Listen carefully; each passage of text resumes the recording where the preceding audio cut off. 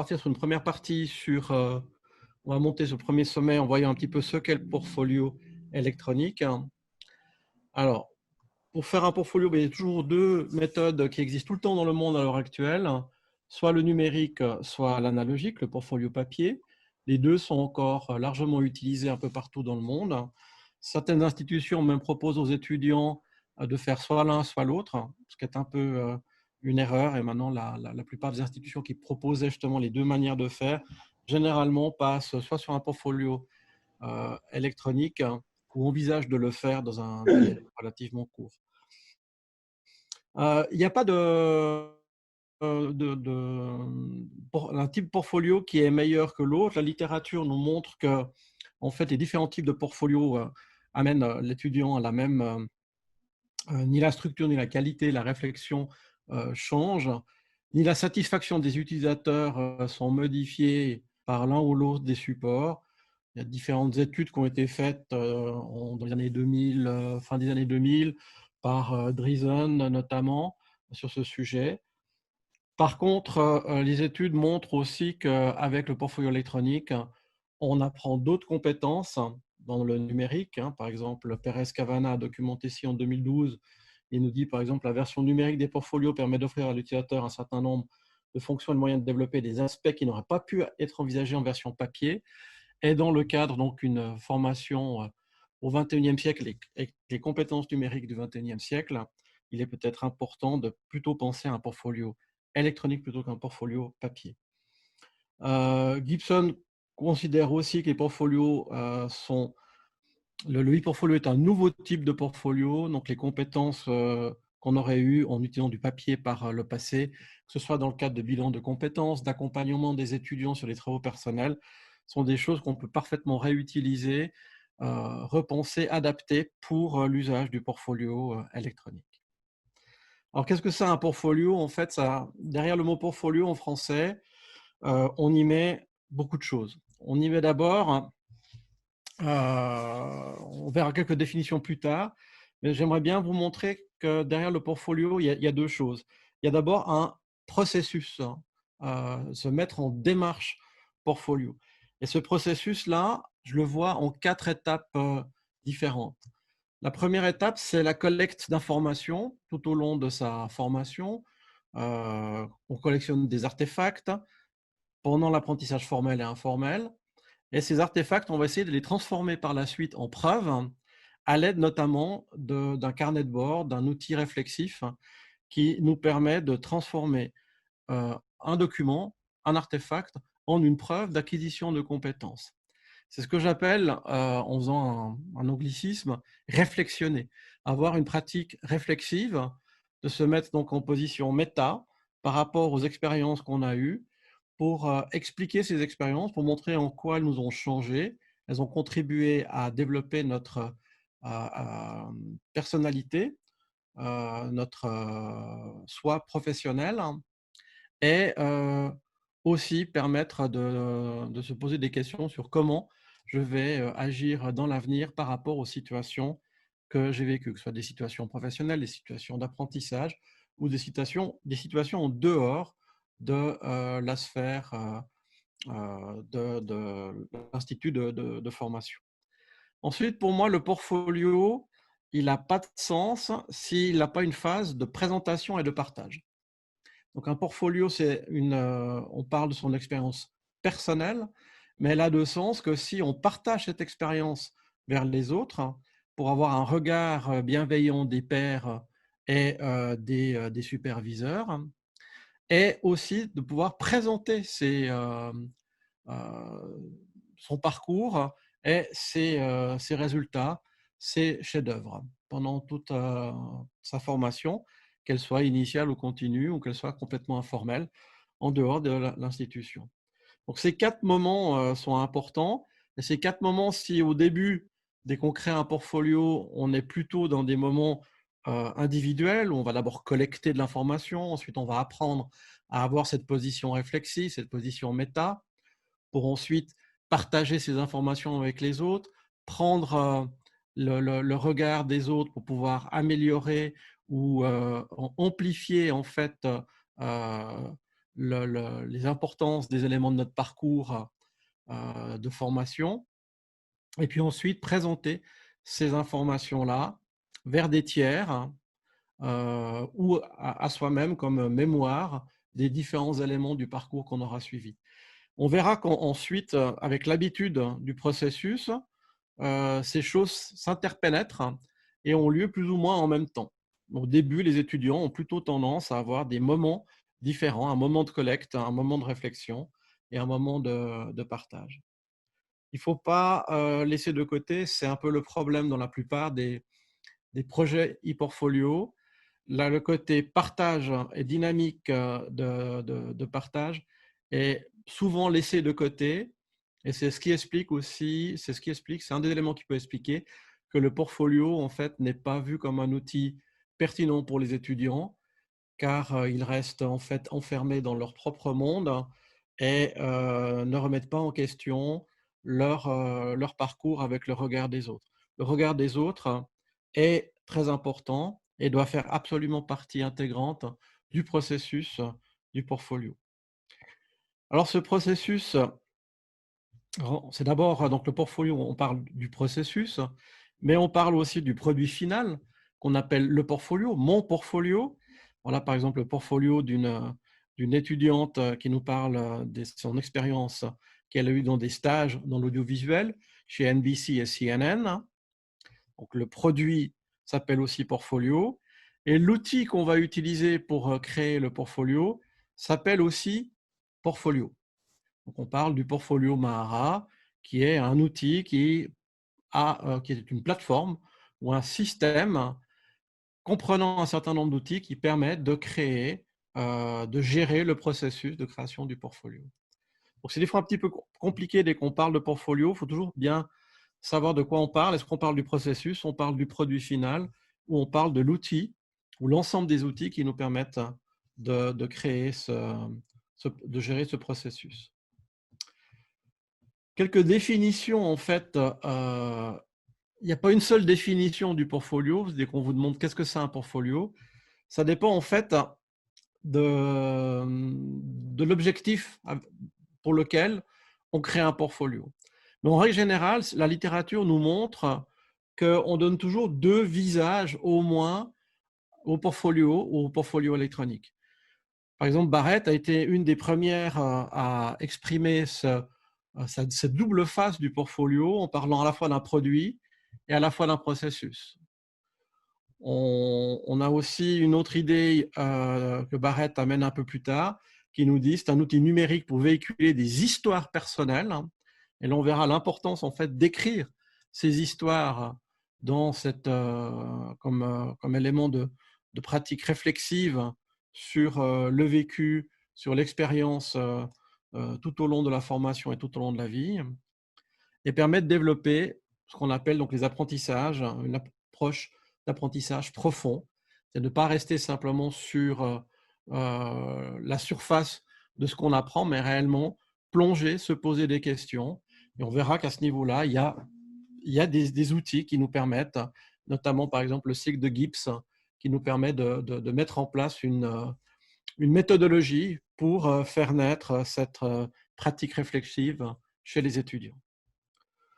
Le JISC en Angleterre nous dit aussi, en fait, un portfolio, c'est simplement une collection d'artefacts numériques qui sont mis ensemble pour démontrer l'acquisition d'une compétence et de savoir-faire.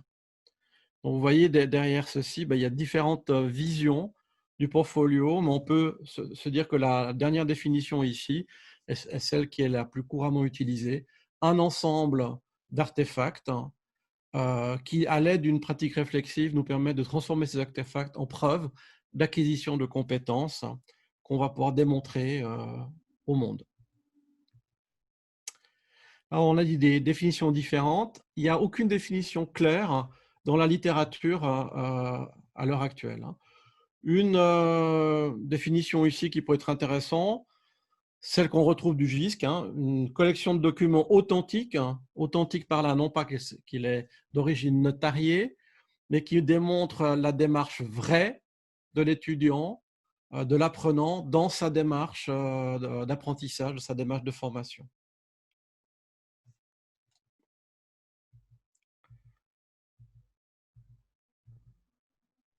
Alors, plusieurs choses donc importantes, que je trouve importantes dans la création d'un portfolio. On parlait donc de la collection d'informations, collection des artefacts. Et là, c'est pas aussi trivial qu'on pourrait le penser.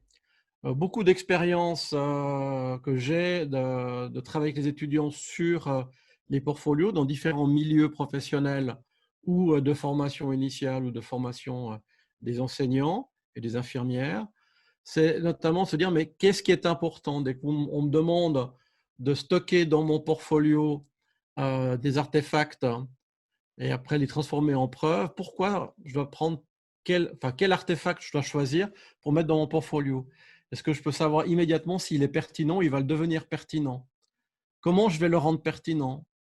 S'il n'est pas pertinent, est-ce que je le jette ou je le garde? C'est toutes des questions que les étudiants se posent et pour lesquelles il va falloir nous avoir des stratégies pour leur apprendre à sélectionner, à trier, à gérer, à stocker et par la suite à donner, à essayer de donner justement, de transformer ces différents éléments collectionnés en éléments de preuve, par exemple en regard d'un référentiel de compétences ou en regard d'options, de buts que vous étiez fixés.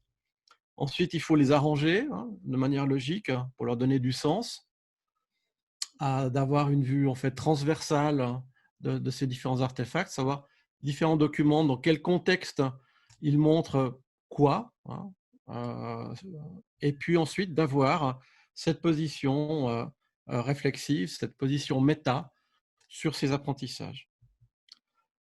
Important de travailler et de collaborer avec les autres tout au long de l'élaboration du portfolio et aussi au moment où le portfolio semble terminé pour avoir le retour à la fois des pairs, à la fois éventuellement des employeurs, mais aussi des personnes qui vont valider le parcours qui a été suivi par l'enseignant.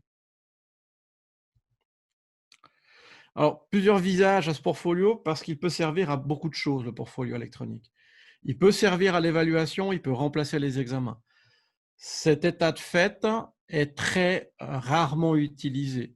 Souvent, même lorsqu'on a un portfolio dans l'institution, pour des raisons X ou Y, bonnes ou mauvaises, on ne va pas les commenter, mais l'État ou l'institution au niveau de son organisation, au niveau de l'administration, demande qu'il y ait des examens formels, demande qu'il y ait des questionnaires à choix multiples, des essais, des questions ouvertes ou des examens oraux qui sont passés en plus du portfolio pour avoir ce qu'on appelle des vrais examens. On a eu le cas avec la formation des infirmières au niveau bachelor dans une haute école spécialisée en Suisse, où on a monté un système portfolio, on évaluait pendant toute la formation nos étudiants à travers le portfolio, et au moment, au bout de 3 ans, on avait fait les demandes bien en avance, mais pratiquement à la veille de la validation formelle et finale de ces étudiants, l'État est venu en disant on ne peut pas délivrer un certificat d'État s'il n'y a pas un vrai examen. Donc, on a dû faire un examen standard, habituel, en plus du portfolio. La petite histoire veut qu'ensuite, les étudiants qui ont tous reçu le même diplôme se sont différenciés grâce au portfolio qu'ils avaient créé tout au long de leur formation et avaient pu défendre en fait leurs compétences face aux futurs employeurs, enfin aux employeurs, euh, pour décrocher tel ou tel stage ou emploi ensuite dans le milieu de la santé. Ça permet aussi de préparer les étudiants à l'employabilité. Ça permet aussi d'avoir une meilleure approche pour les apprentissages, hein, comme propose Yang et Al, par exemple, ou aussi simplement documenter sa formation personnelle et continue après les formations initiales. Alors, rapide historique, c'est très difficile de trouver l'histoire du portfolio et du portfolio électronique. J'ai écrit un chapitre dans un bouquin qui est paru en français au Québec. Je pense que les organisateurs de cette journée vous donneront les références. Là, vous pourrez facilement lire à travers le web un historique un peu plus complet, mais très rapidement, l'historique du portfolio, on peut aller très loin. On pourrait très bien partir du connais-toi toi-même de Platon, qui est déjà une introspection type portfolio.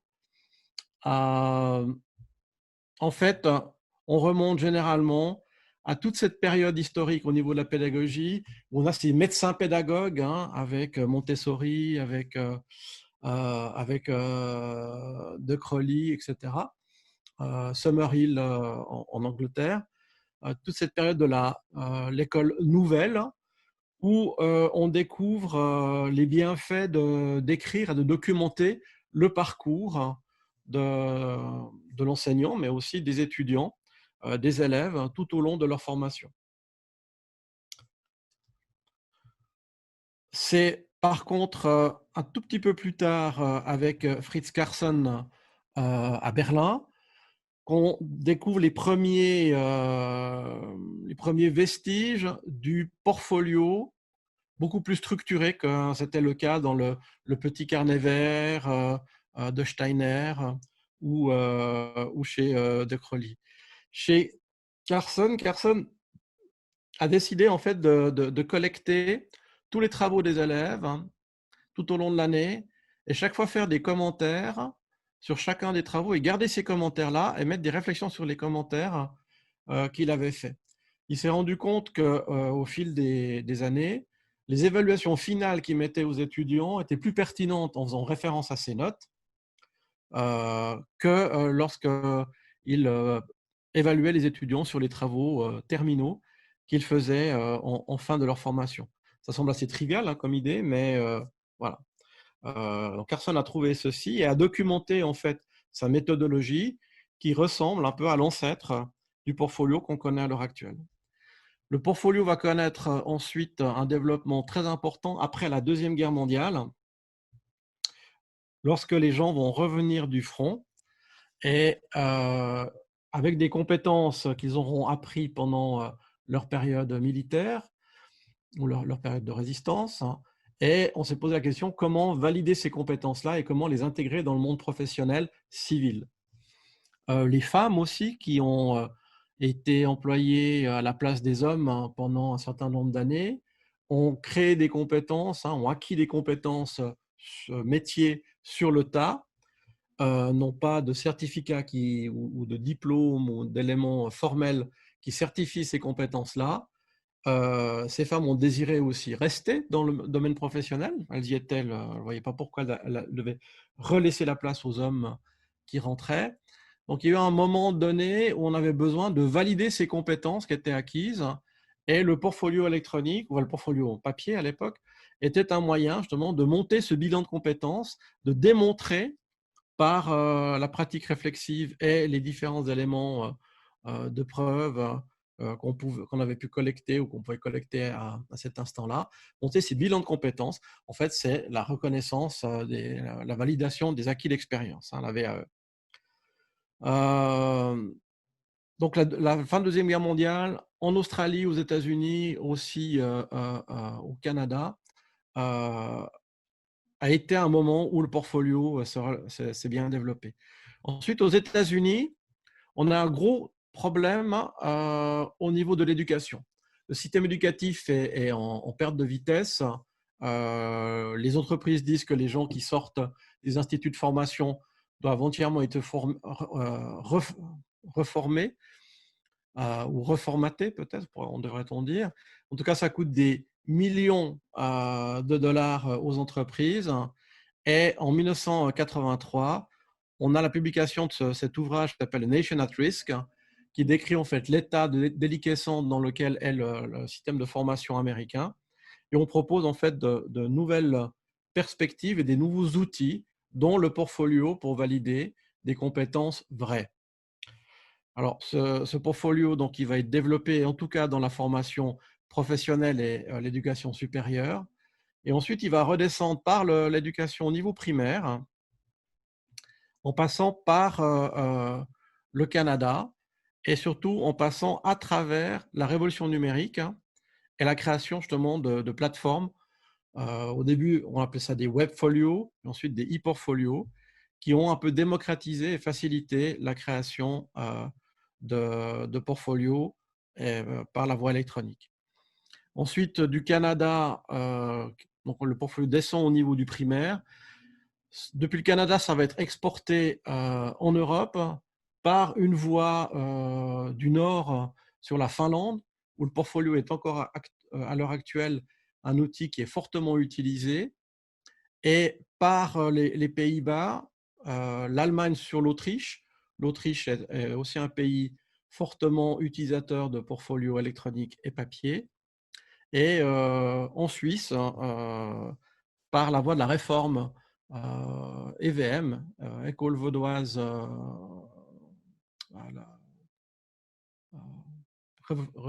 réforme de l'école vaudoise, qui a demandé en fait à des consultants québécois de venir former les enseignants en Suisse, et avec l'introduction justement ces outils comme le portfolio.